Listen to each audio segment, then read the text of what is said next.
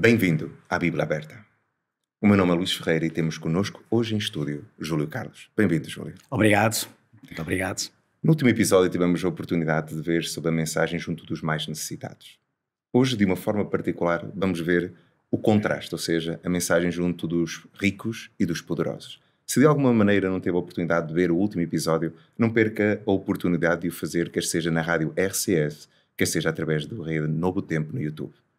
No estudo de hoje, a missão junto dos poderosos, eu penso que seria importante recordarmos, Júlio, aquilo que é a missão da parte de Deus. Vimos um Deus missionário até agora, um Deus que se preocupa com o ser humano, que mesmo antes de o criar, já tinha preparado todo um plano de salvação, um plano onde não só ele tinha considerado a sua presença neste plano, ou seja, a sua encarnação, mas também o seu desejo de que nós fôssemos envolvidos nesta missão. Sim, de facto, essa ideia é uma ideia dinâmica. E é dinâmica porquê? Porque, obviamente, sem que na realidade o ser humano tivesse tido alguma influência ou tivesse tido algum comportamento que justificasse efetivamente algum merecimento por parte de Deus neste processo, nós vimos aqui exatamente uma dinâmica de amor por parte de Deus, no sentido de olhar para a raça humana, para os seus filhos, num quadro em que era um quadro extraordinariamente complicado, que era exatamente o quadro da separação dos seus filhos, digamos, da relação com Deus. É bom recordar que temos aqui um elemento estranho que se vai colocar e que vai levar a este corte relacional, que era exatamente aquilo que Deus pretendia e que desejava, numa forma harmoniosa, de uma forma equilibrada, onde houvesse exatamente toda esta harmonia que hoje não temos no mundo.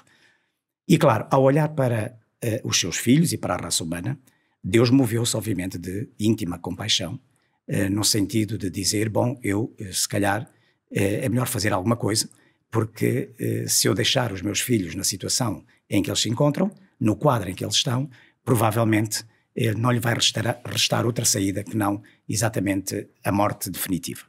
E Deus, quando olha para este quadro, como tu disseste muito bem, tem no seu coração, portanto, o pensamento, o projeto, nasce no seu coração o projeto, o plano, vamos lhe chamar assim, para que de alguma maneira ele pudesse, através desse projeto, fazer que estes seus filhos pudessem reconhecer o plano e pudessem voltar para ele, aceitando exatamente a proposta divina para o seu resgate da situação em que eles se encontravam.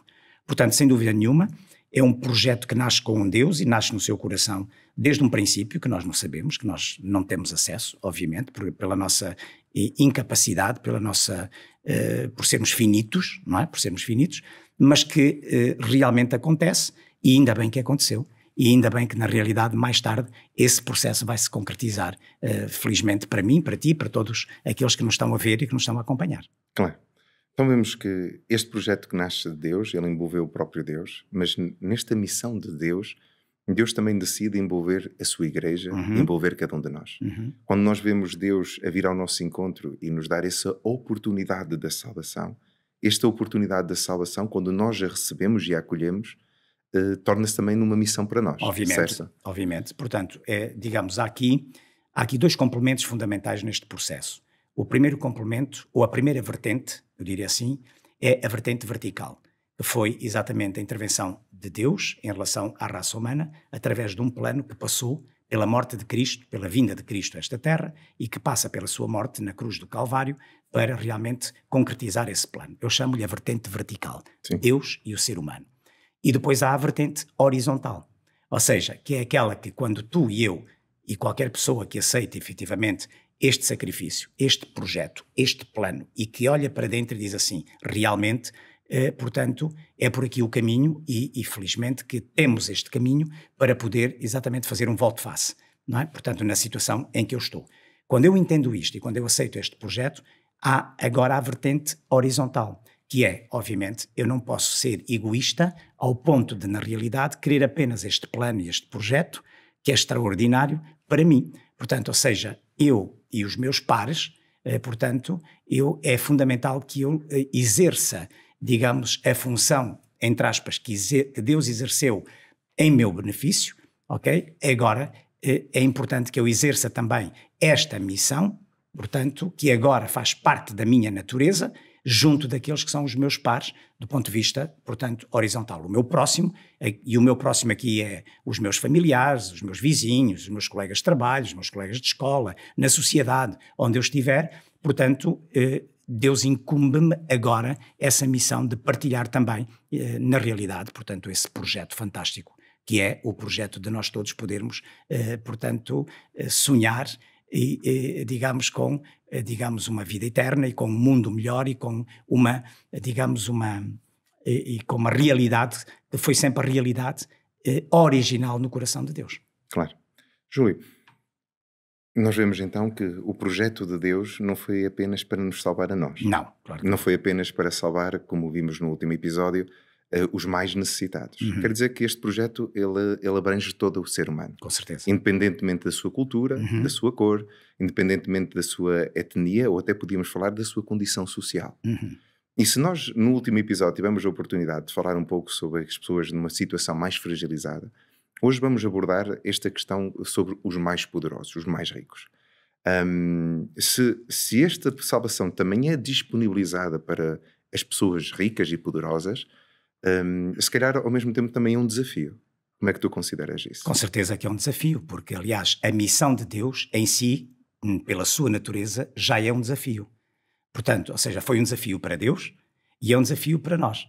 Portanto, e na realidade Deus teve a capacidade de vir ao nosso nível, baixar ao nível da raça humana, para na realidade fazer uma caminhada connosco e levar-nos para nos elevar, efetivamente, a objetivos e ideais exatamente altos, não é?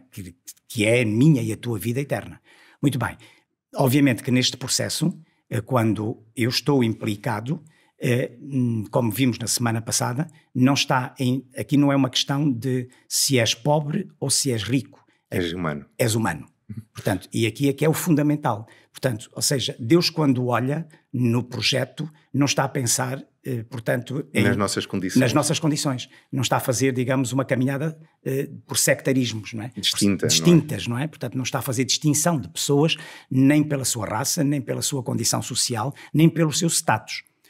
Ora bem, e neste processo, portanto, os poderosos estão lá incluídos também, porque Deus olha para os poderosos. Portanto, os que têm muito dinheiro e que têm poder nas suas mãos, porque o dinheiro leva ao poder e vice-versa, portanto, Deus olha para eles, não olha exatamente para eles pela condição em que eles estão, mas olha exatamente como sempre olhou. Ou seja, estas pessoas são também meus filhos, por quem eu dei a minha vida na cruz e eu quero tê-los comigo na eternidade. Portanto, eu penso que esta perspectiva é aquela que está no coração de Deus e aquela que está e que é transversal nas Sagradas Escrituras. Portanto, Deus olha para ti e olha para mim, não olha como números, não olha pela nossa condição, mas olha como filhos dele. E isto é extraordinário, isto é fantástico. Portanto, obviamente que os poderosos estão enquadrados também dentro daquilo que é o projeto divino de Deus, que é alcançá-los também para uma vida eterna que Deus quer. Obviamente, Luís, e é importante nós dizermos isso, obviamente que aqui há um elemento que pode ser determinante e pode limitar a ação de Deus junto de mim e junto destas pessoas que são poderosas. Qual é? É a minha arrogância ser de tal maneira autossuficiente que, na realidade, eu me limite a perceber que, por aquilo que eu tenho e por aquilo que eu sou, não preciso deste plano. Portanto, e isto pode ser extraordinariamente limitativo. Portanto, mas essa limitação é uma limitação que depreende a minha decisão, depreende efetivamente a minha indisponibilidade ou disponibilidade. Porque, obviamente, nós temos exemplos na Bíblia de homens poderosos que, pela sua condição de poder, mesmo assim, portanto, a determinada altura, eles compreenderam que sem Deus realmente não seriam rigorosamente nada. Portanto, e é fundamentalmente importante perceber que o drama de um poderoso ou o drama de um rico está quando, na realidade, todos esses dois elementos, ou a sua condição, torna-se impeditiva, no fundo é dizer, eles mesmos são os seus próprios deuses. Portanto, quando isto acontece, ou quando isto ocorre, obviamente que eu posso estar a limitar a ação de Deus na minha vida e essas pessoas limitarem também a ação da missão de Deus no seu coração. Sim. Quando nós temos tudo e podemos fazer tudo com o que nós temos, acabamos por colocar por vezes Deus de lado. Sem dúvida, sem dúvida. É um dos maiores riscos. Exatamente. Este é um dos maiores riscos. Exatamente. Outro dos riscos que nós encontramos é de nós termos já muito e nunca ser suficiente. Exatamente. Quer dizer que podíamos até ter alguma coisa, ou quer seja por herança, quer seja por adquirido, e a certo momento pensarmos, olha, pronto, agora é a altura de eu refletir na minha vida. Mas, pelo contrário, parece que o dinheiro a certo momento acaba também por se tornar um Deus. Claro que sim, não é? Claro que sim. Claro que sim. Nunca é suficiente, é preciso trabalhar para ele, e eu fico abismado às vezes ao ver pessoas como Elon Musk e outras pessoas que, apesar de serem extremamente ricos, eles são capazes de não parar um segundo durante o dia ainda para continuar a trabalhar e a lutar para ainda serem mais ricos e mais poderosos. Não é? É verdade, Luís, e aí é que está, repara, o problema é que quando isso se torna a prioridade da tua vida, e nestas pessoas é o risco que pode acontecer, não é? Quando isso se torna a prioridade da tua vida, realmente a pessoa, como eu dizia há pouco, a pessoa corre um sério risco de deixar Deus fora do seu coração, sem dúvida nenhuma. Eu conheço muitas pessoas poderosas e conheço muitas pessoas com grandes possibilidades financeiras em que a prioridade da vida deles é Deus.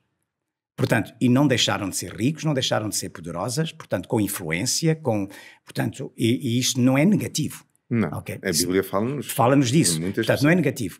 Quando é que isto pode ser perigoso? Quando, na realidade, o poder que essas pessoas têm, o dinheiro, ou seja, através do dinheiro ou por outra circunstância qualquer, se torna a prioridade da sua vida. Ou seja, quando elas colocam isso à frente exatamente de Deus no seu coração. Portanto, obviamente, têm direito para o fazer. Eles têm o direito de o fazer. É a liberdade que Deus nos concedeu para tomar essas decisões. Mas também temos que ter consciência de que, na realidade, a minha decisão ou as nossas decisões, as nossas escolhas, terão sempre consequências. Portanto, consequências nesta terra, mas as mais importantes, consequências que ainda se pode ter, e as mais graves, provavelmente, são aquelas que vão implicar com a nossa vida eterna. Portanto, e é bom que, e é isto que Deus deseja que não aconteça também com estas pessoas. Por isso ele as ama tanto e ele não consegue perceber, deixa-me passar aqui a ideia do perceber, ele não consegue admitir a ideia de passar uma eternidade sem estes seus filhos também. E isto é bonito. Portanto, nós vemos um Deus a trabalhar permanentemente com estas pessoas para que o seu foco seja retirado de si mesmo, portanto, do seu arrogância, do seu orgulho, das suas posses, daquilo que tem, e passem a reconhecer a prioridade. Não quer dizer que não continuem a ter a sua riqueza, não continuem a ter o poder que têm, mas direcionado, quando permitem que Deus seja a sua prioridade, a riqueza, o poder, a influência que tem, vai ser tudo direcionado para objetivos muito mais construtivos, muito mais de valores elevados, que não era até ali. Sim. Daí quando Deus ele procura fazer isso, ele também conta connosco. Com certeza que sim. E a importância de cada um de nós, ao olharmos para estas pessoas, não nos afastarmos daquilo que também é a nossa missão, ou seja, de procurar de todas as formas e de todos os meios alcançar, quer seja o nosso patrão, quer seja um vizinho, um amigo, ou alguém com quem frequentemente nos encontramos, até num café ou em algum local, alguém que nós possamos procurar ter acesso e falar e partilhar. Com certeza. Criar a oportunidade. Criar a pessoa tomar uma decisão. Exatamente. Sim, é indiscutível, Luís, mas nem sequer, portanto, nem sequer somos, digamos, Deus não tem nesta missão, junto dos poderosos e dos ricos, não tem a perspectiva de que nós, enquanto instrumentos nas suas mãos, ok, implicados nesta missão, lá está, na vertente horizontal, Deus não quer que a gente tenha pretensões no sentido de fazer qualquer tipo de julgamento ou fazer qualquer tipo de análise crítica relativamente à pessoa ou às pessoas ou este tipo de grupo ou este grupo de pessoas. Portanto, não, Deus, como tu estavas a dizer muito bem, Deus, o que Ele mais deseja é que nós, nesta missão, saibamos ser exatamente o sal da terra, não é? E refletir a luz neste mundo. Portanto, e junto destas pessoas, criar as oportunidades para que possamos dialogar com eles, escutá-los e dizer, ouçam, vocês têm tudo nas vossas mãos para marcar, para serem pessoas que possam contribuir para algo diferente, para algo de melhor, para algo realmente positivo e construtivo, não é? Portanto, e de facto eu conheço, como te disse há bocadinho, eu conheço pessoas com grandes possibilidades que têm inclusivamente disponibilizado as suas posses para que muitas pessoas, portanto, possam vir ao conhecimento de Cristo, não é? E do plano da salvação. Portanto, e isto é extraordinário. Portanto, não vivem para dentro de si, mas passaram a compreender que aquilo que têm é uma dádiva extraordinária que Deus nos dá, como a saúde e como a vida. E uma responsabilidade para que nós possamos colocar à disposição, digamos, do plano de Deus. Exatamente. Okay. Isso mesmo. Júlio, quando nós olhamos para a Bíblia, nós temos vários episódios, várias pessoas ricas, e vemos aqui que o problema não era ter posses, tanto que Deus abençoou e continua a abençoar os seus filhos, mas vemos que há pessoas que, apesar de conseguirem ser ricas e manter, como dizias até agora, esse encontro com Deus, essa missão, e de saber a distinção daquilo que é deles e daquilo que são mordomos e gerem da parte de Deus, nós encontramos alguns casos em que isso também não acontece. Eu gostaria de começar por ver contigo o episódio de Daniel capítulo 4. Certo. Nabucodonosor, se calhar podíamos falar que na época era a pessoa mais poderosa e mais rica da época. Por isso, ao olharmos para este episódio, Nabucodonosor, este rei da Babilónia, se calhar podíamos pensar um pouco até o contexto, como é que era a Babilónia na altura? Bom, a Babilónia, em primeiro lugar, era uma potência extraordinária, não é? Portanto, era a maior potência. A nível militar? Militar, okay. Era a maior potência na época, portanto, era uma... Para além de ser a potência que era, portanto, nós estamos aqui a falar do ambiente de luxo, estamos aqui a falar do ambiente com atrações brutais. Podemos recordar os Jardins Suspensos de Babilónia, sim. Por exemplo, não é? Portanto, podemos pensar em todos estes detalhes. E, obviamente, que Babilónia era um sonho para qualquer jovem na época poder viver neste reino de Babilónia, não é? Porque as possibilidades académicas que eles tinham, portanto, a possibilidade de aprenderem línguas, etc, tinham um enquadramento brutal, não é? Portanto, era uma tentação incrível, não é? Eu não sei como é que nós hoje podíamos comparar. Com o que é que nós podíamos comparar? Nem o Dubai seria comparável. Nem o Dubai seria comparável. Nem perto. Portanto, para que as pessoas possam ter uma noção do que era o luxo e o que era realmente as condições que Babilónia oferecia e propunha efetivamente às pessoas. Portanto, Babilónia era esta realidade, era este império portentoso do ponto de vista militar, mas das propostas e ofertas que tinha no campo do luxo e no campo de todas as possibilidades. Era uma nação com possibilidades fantásticas, digamos. Eu diria que hoje muitos dos jovens gostariam de ir para lá estudar e por aí trabalhar e etc. Portanto, parafraseando um bocadinho, adaptando aqui um bocadinho a ideia para os nossos dias. Portanto, este era o quadro de Babilónia. Era o quadro de Babilónia. Portanto, uma potência extraordinária, rica, poderosa, luxuosa e com grandes ofertas extraordinariamente tentadoras. Okay. Sim. Então, nós vemos o rei, que era o responsável por todo este exército, por toda esta fortuna, por todas estas capacidades. Ele era o centro. Era o centro. Ele era o centro. E vemos que Deus já tinha, de alguma forma, num primeiro tempo, até vemos no capítulo 2 de Daniel, que Deus já tinha vindo ao seu encontro, tinha já revelado os seus planos, já tinha falado até sobre o futuro. E vemos aqui, de alguma forma, ao longo da história deste rei Nabucodonosor, uma certa resistência. Uma certa resistência. Pois. Mas se Deus permitiu até que a certo ponto ele invadisse Jerusalém e trouxesse até algumas pessoas, entre ele vemos o Daniel, de onde surge também o nome deste livro, nós vemos que aqui estamos numa fase onde Nabucodonosor estava também no auge da sua riqueza, certo. Do seu poder, sim. E Deus vem ter com ele. Sim. O que é curioso e faz um pouco também aquilo que tu falavas há pouco, que era Deus procura de todas as formas tocar-nos individualmente, falar connosco.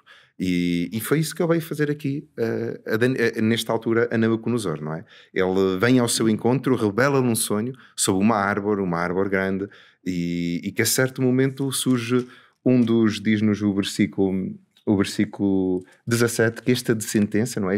Isto queria acontecer. É este homem que lhe se ia mudado o coração, para que não seja mais coração de homem, ele seja dado um coração de animal, e passem sobre ele 7 tempos. E vem-nos falar como uma sentença e um decreto dos vigilantes, uma ordem e mandato dos santos, a fim de conheçam os viventes, e aqui curioso, que o Altíssimo tem domínio sobre o reino dos homens e o dá a quem quer e até o mais humilde dos homens constitui-se capaz. Vemos, Deus já apresentaste a Nabucodonosor, que dizia que não existia ninguém superior a ele, nem próprio Deus. Ele desafia a Deus até na constituição de uma estátua diferente àquela que ele tinha revelado no sonho. E agora Deus vem ter com ele e vai dizer-lhe, olha, eu estou-te a falar e estou-te a apresentar que se tu não arrepias caminho, as coisas vão correr mal. Sim, de facto, Luís, é interessante, portanto, o enquadramento que tu fazes, e há bocadinho nós falávamos disso. Portanto, o perigo, nós vemos em Nabucodonosor aquilo que falámos há pouco, o perigo do ser humano se tornar o centro de si mesmo. Portanto, o Deus, o seu próprio Deus, pelo poder que tem, pelas coisas que tem e que consegue adquirir e que consegue fazer, ok? E de facto Nabucodonosor está nesse quadro. Mas há aqui um aspecto que tu tocaste que me parece muito importante, que é, apesar de Nabucodonosor, e esta situação do sonho da árvore, portanto, é interessante, porque apesar de Deus saber que vai lidar com alguém que tem um coração endurecido, de pedra, resistente, é curioso que na realidade Deus não desiste dele. E isto é um dado que para mim é um detalhe brutal. Porquê? Porque de facto quando Deus pensou no plano original da salvação para nos resgatar, nós vemos a mesma ideia. Apesar do quadro em que nós estávamos, ok? E continuamos a estar ainda, portanto Deus não desiste de cada um de nós. E em relação a Nabucodonosor ele vai fazer exatamente a mesma coisa. E às vezes, obviamente, e aqui um parênteses, Luís, um pequeno parênteses que me parece muito importante. Às vezes por formas estranhas, que à nossa razão nós não conseguimos entender o porquê, Deus às vezes permite de alguma maneira, algumas formas estranhas, para que na realidade os seus filhos reconheçam-no como seu Senhor. Nós caímos em nós. Exatamente. E foi isto que aconteceu. Portanto, de alguma maneira Deus não desistiu de Nabucodonosor, Deus não olhou para a sua resistência como, ok, vou-te deixar entregue a ti próprio e não quero saber mais de ti. Não, disse o contrário. Apesar de estás a resistir, eu não vou desistir de ti. Portanto, e este aspecto que está aqui, porque o objetivo, no versículo 17, o objetivo de Deus era levar Nabucodonosor a mudar o foco, que era deixar de olhar para si como o centro, e como diz no versículo 17, que conheçam o Altíssimo, que reconheçam que o Altíssimo é aquele que tem o domínio sobre todos os homens e sobre toda a terra. Esta era a dificuldade. Este era o problema de Nabucodonosor, que era... Ou seja, ele consideraste ele, se calhar, o Deus e não um Deus com o direito de intervir na vida dele. Exatamente. Portanto, e nós temos aqui esta relação de Deus com Nabucodonosor e de facto é extraordinária, porque Deus não vai desistir dele, Deus vai criar as condições ao longo dos anos, que é curioso. Vemos também um outro detalhe fantástico, que é a paciência de Deus, que é extraordinária. Nós temos aqui várias virtudes na relação de Deus com Nabucodonosor. A sua paciência, a sua misericórdia, o seu amor. Portanto, eu diria até, é um amor louco, porque o amor de Deus é incompreensível, exatamente, não é? É um amor louco por este indivíduo. Ele podia ter desistido. A escolha dele e deixá-lo entregue a ele próprio. Mas não, Deus não fez isso. Deus olhou para Nabucodonosor como um candidato à vida eterna. E olhou para ele por cima de todo o poder que ele tinha, por cima da riqueza que ele tinha, e Deus olha para ele e diz, este homem ainda vai ser alguém com quem eu vou realmente, lá está, implicar-me na missão. E isto é extraordinário. E realmente nós vamos ver que a consequência vai resultar depois em Nabucodonosor finalmente em reconhecer Deus na sua vida como o Senhor da sua vida. Exatamente.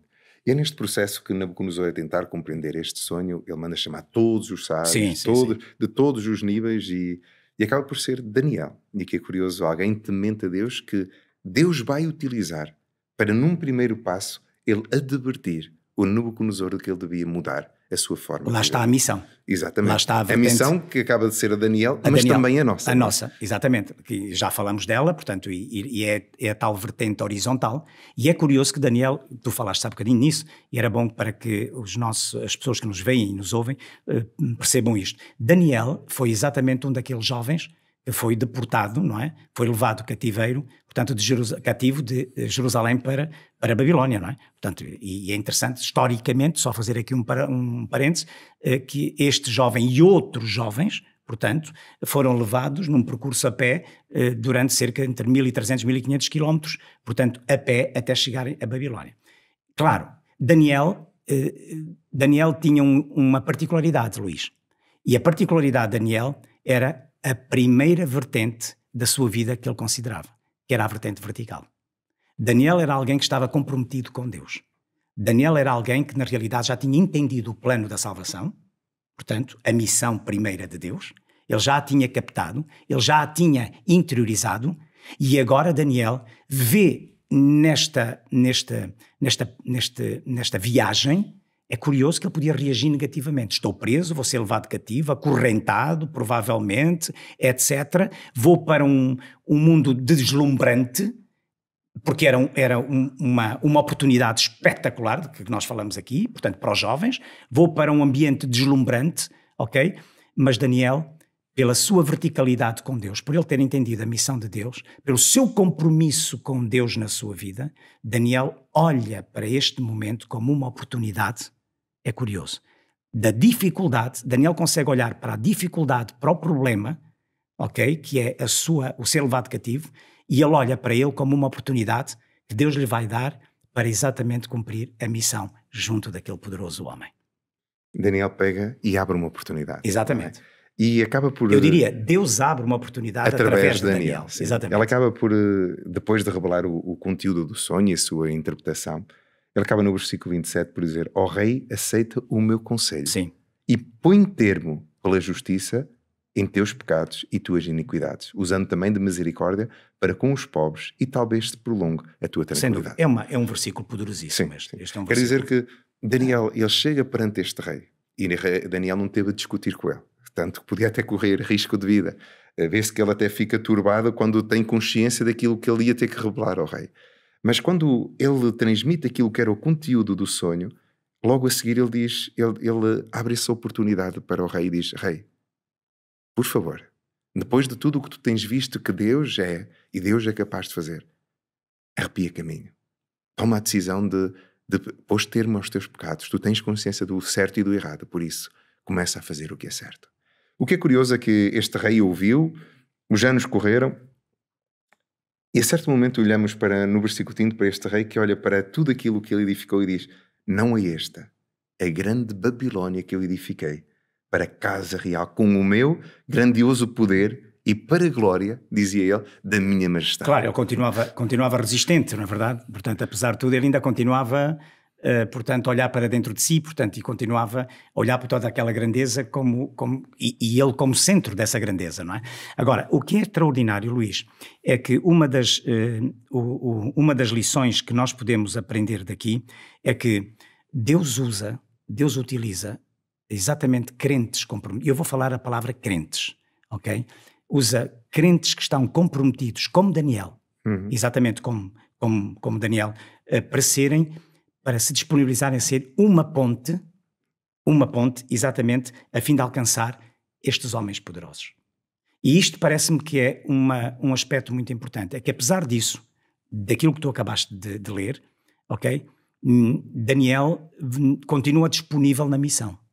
Daniel percebe que, e há aqui outro parênteses, desculpa Luís, que isto é importante, é assim, na nossa missão também, nós temos que perceber, enquanto crentes comprometidos com o poder de Deus nesta missão, nós temos que perceber que o timing de Deus não é o nosso tempo.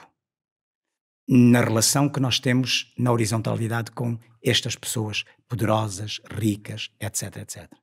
O tempo de Deus não é o nosso tempo. E Daniel percebeu isso. Daniel provavelmente teria vontade que aquele rei tivesse reconhecido imediatamente, mas não aconteceu. E Daniel percebeu que se calhar ainda não era o tempo de Deus para que aquele homem, portanto, viesse a reconhecer a grandeza do Deus do universo. E é bom que nós entendamos isto na nossa missão também junto dos outros, e nomeadamente dos poderosos e dos ricos, para que nós possamos perceber que nós trabalhamos na missão de Deus dentro do tempo de Deus. Há pessoas que na realidade, que estão nestas circunstâncias, poderão levar mais tempo, derivado da sua resistência, derivado da dureza do seu coração, porque não é fácil. Luís, não é fácil estas pessoas libertarem-se Portanto, ou compreenderem, porque às vezes podem se perguntar, bom, mas eu agora vou perder tudo. Bom, eu agora vou... Ok, eu não sei se posso contar aqui uma história. Força. Muito bem. Uma curta História, verídica, real. Sim. Um homem, não vou dizer de que país é uma história verídica, era um homem que era poderoso no seu país, tinha muito dinheiro. A esposa era uma senhora crente. E esta senhora orou sempre pelo seu marido, pela entrega do seu coração a Deus. E este homem resistia. Um dia a esposa conversou com ele e disse-lhe, olha, nós, de um momento para o outro nós podemos ficar sem nada, de um momento para o outro nós podemos perder tudo. Será que não é tempo de tu pensares em Deus como teu Senhor na tua vida? E aquele homem respondeu-lhe, filha, eu tenho tudo, eu não preciso de Deus. Repara, nós temos as empresas, temos carros, temos dinheiro, temos tudo. Não preciso de Deus. Porque é que nós precisamos de Deus? Temos tudo. Como Nabucodonosor. Aquele homem veio a ter uma doença grave, gravíssima, para a morte. E aquele homem gastou toda a sua fortuna em médicos, visitando países à procura da solução.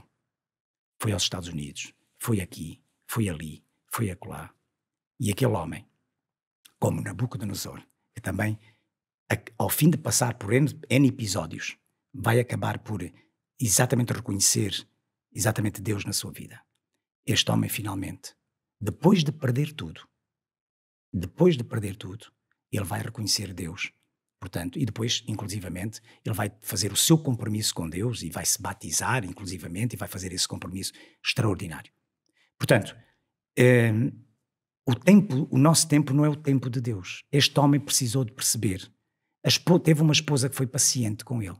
Foi uma esposa que orou por ele. Foi uma esposa que nos momentos certos conversou com ele.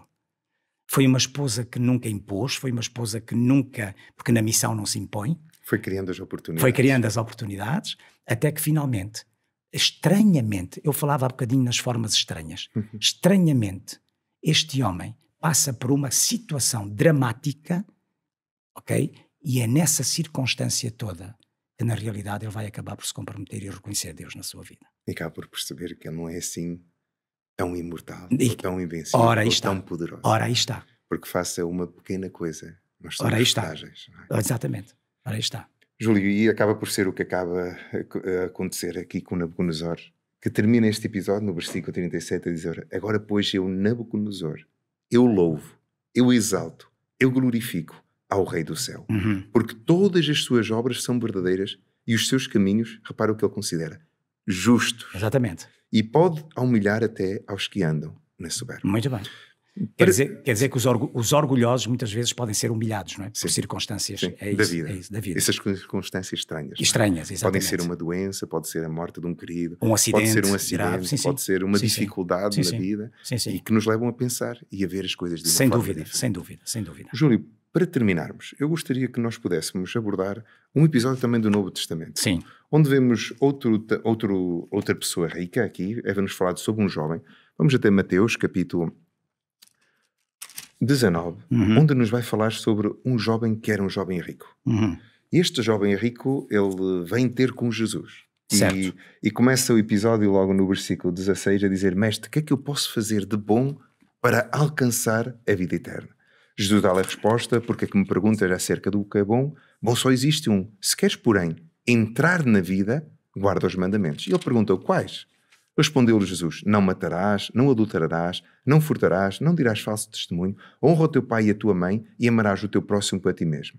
Replicou-lhe o jovem: tudo isso eu tenho observado. O que é que me falta então ainda? Muito bem. E Jesus disse: se queres ser perfeito, vai, vende os teus bens, dá-os aos pobres, e então terás um tesouro no céu. Depois disto, vem e segue-me.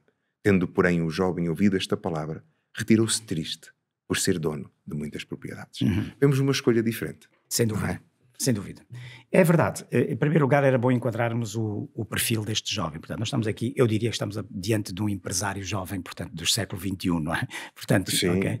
E repara, e era um jovem, e aqui estamos de algo diferente, que o rei Nabucodonosor era um pagão, este era um jovem crente. Crente, exatamente. Portanto, Quer dizer que o perigo das riquezas passa para todos os níveis. Digamos, transversal. Portanto, horizontal, não é? Exatamente, horizontal. Portanto, é verdade. Portanto, estamos a falar aqui de um empresário que é culto. É culto, é inteligente, até na forma como dialoga com Jesus, não é? Portanto, ele demonstra efetivamente inteligência.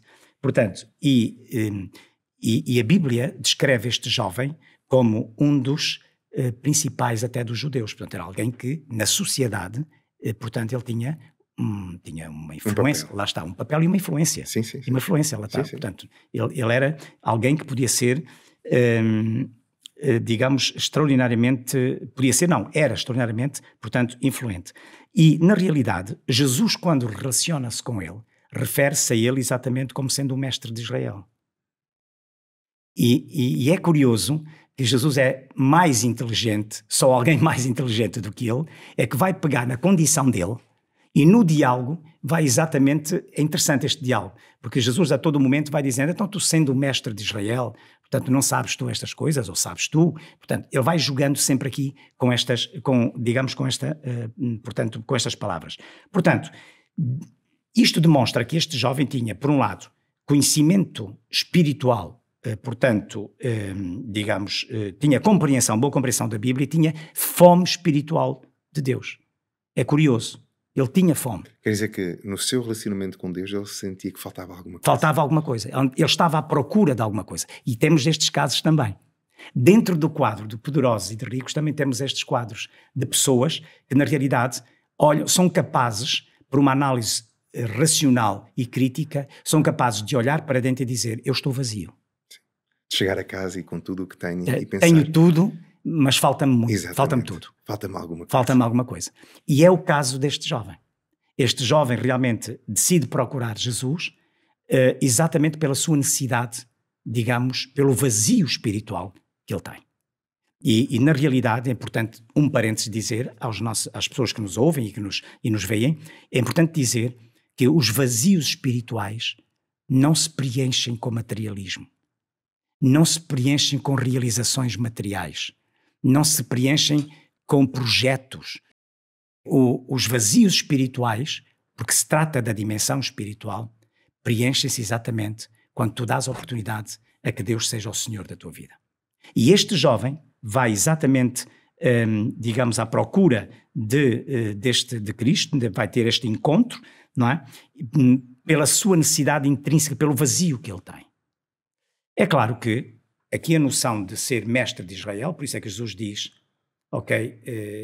quando ele lhe pergunta o que é necessário para eu herdar a vida eterna, ou ser salvo, como queiramos, ele vai intencionalmente dizer guarda os mandamentos. Porque o estatuto daquele jovem, mestre em Israel, Jesus é inteligente, Jesus vai buscar, vai lidar com aquilo que eram as crenças dele. Que eram as crenças dele. E ele diz, mestre, mas eu guardo isso tudo. Eu guardo isso tudo. E Jesus está aqui uma lição espetacular. Espetacular. E vai tocar na ferida. E vai dizer, ok, tu fazes isso tudo, mas se calhar ainda não percebeste e ainda não atentaste para um dos princípios dos mandamentos que, na realidade, implica que tu possas também entregar ou partilhar ou colaborar com aqueles que, na realidade, portanto, têm necessidades. Portanto, vê bem que não é o cumprimento rigoroso daquilo tudo dos mandamentos, portanto, mas é, efetivamente, o desprender-te de algo que está a controlar a tua vontade, a tua mente, o teu caráter e, sobretudo, o teu coração. O teu tempo também. O teu tempo também. Portanto, esse é o teu drama. E então como é que isto pode acontecer? O que é que... Pois, eu disse, mas é que a solução do teu problema, assim como a tua salvação, Jesus vai ser dinâmico e sempre num diálogo dinâmico com ele, vai-lhe dizer, a solução para o teu problema, digamos, e para a tua salvação, digamos, passará por tu realmente aceitares aquele que na realidade está a falar contigo, que é o teu Salvador. Quando tu o puseres no centro da tua vida, tu vais ver que tudo isso, portanto, deixa de ser um drama na tua vida, portanto, e tu a tua vida passa a ter sentido e o teu coração passa a estar plenamente cheio. E estejas onde estiveres, tu perceberás que na realidade deixarás de estar exatamente sozinho e deixarás de estar vazio. Portanto, e é realmente interessante que neste caso, neste momento, há aqui um erro, há um risco que Nicodemos podia correr, que é pensar que ele era o senhor e dono absoluto da verdade, enquanto mestre de Israel. Esta é outra lição também muito importante. E não é assim. Jesus também lhe diz, não é por aquilo que nós somos, portanto, não é por aquilo que nós temos, ou por aquilo que representa, que nós fazemos, portanto, que nos coloca efetivamente como senhores absolutos ou donos absolutos da verdade. Porque há uma grande diferença, e Jesus passa esta mensagem dizendo-lhe, há uma grande diferença entre o ter e o ser. E eu quero é que tu sejas, apesar de teres. Eu não estou a dizer que tu deves deixar de ser rico, não estou a dizer que tu deves deixar de ter, estou a dizer é que deves redirecionar quando tu me aceitares e quando eu preencher o teu vazio, tu permitis que eu possa redirecionar aquilo que tu tens. Mas antes de poderes redirecionar, tu tens que ser. E o ser passa exatamente por entregares o teu coração a Jesus.